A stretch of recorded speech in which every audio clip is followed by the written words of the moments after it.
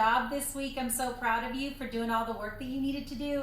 And tonight, is the start of your weekend. And so tonight's story is going to be Little Leaders, Bold Women in Black History. So here's the thing. We're culminating, which means finishing, Black History Month of February, where we honored our Black brothers and sisters.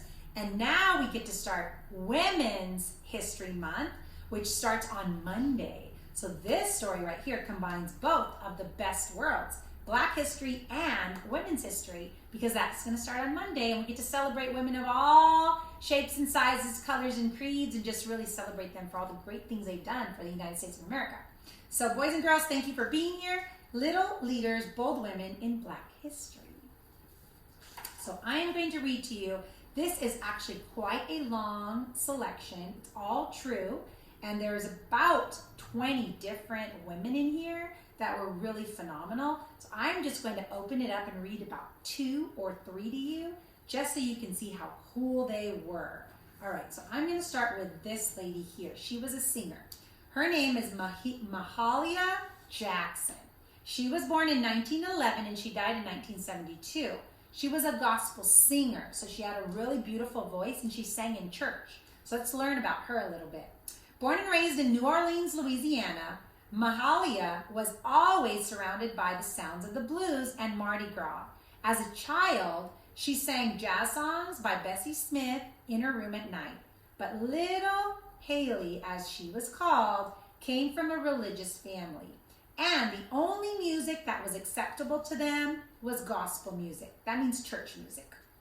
She made her singing debut in the choir of Mount Maury Baptist Church and blew everyone away with her beautiful, enormous voice.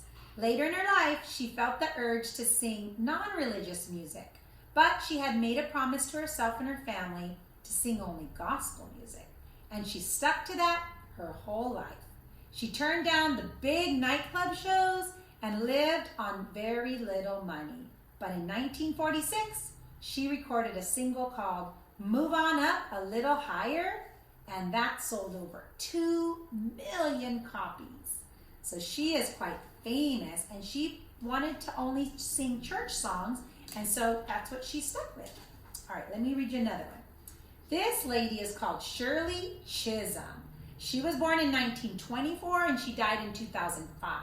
She was a teacher, a politician, and an activist. So let's learn about Shirley. Shirley was born in Brooklyn, New York, but spent 7 years of her childhood in Barbados with her grandmother.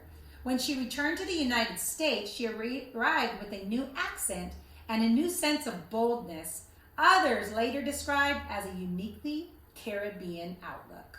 In college, she became involved in politics and student organizations. She had among very strong opinions and a very fiery determination that people stop and listen.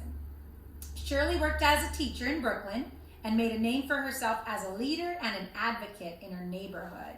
She volunteered and consulted at organizations that lifted up the community, including the Bureau of Children's Affairs, the Brooklyn Home for Aged Colored People, and she also worked with the local NAACP.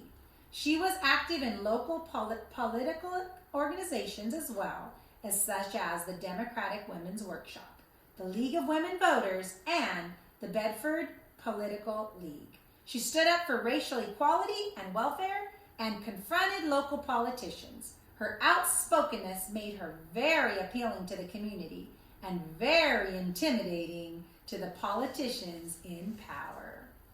Okay, we're going to do one more. And this one you might know because she's quite famous on TV. She doesn't have talk shows anymore, but she did. Her name is Oprah Winfrey. Oprah was born in 1954 and she's still alive today. She was a journalist, a broadcaster, and also a media mogul. From an early age, Oprah had a talent for speaking. The future queen of daytime television was reciting poems by the time she was 3. After a childhood marked by abuse and neglect, during her teenage years, she moved in with her father, who encouraged her to read books and focus on an education. During high school in Nashville, Tennessee, she landed a radio job and then moved to the local TV news, eventually becoming a news anchor. while still in college. She hit a tough patch when she was demoted for getting too emotionally involved in her news stories. But soon, she found her home in talk shows, where her compassion and empathy were an asset and her dynamic personality was unmistakable. In 1985, she transformed a Chicago area show into the Oprah Winfrey Show.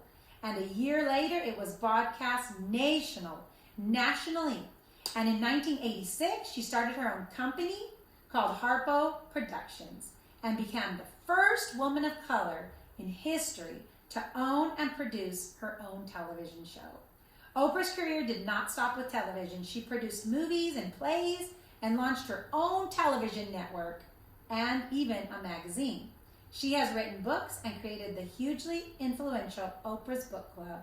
She has won countless awards and was only the second African American woman who ever became a billionaire. Billion is $1,000 million, so she's quite rich.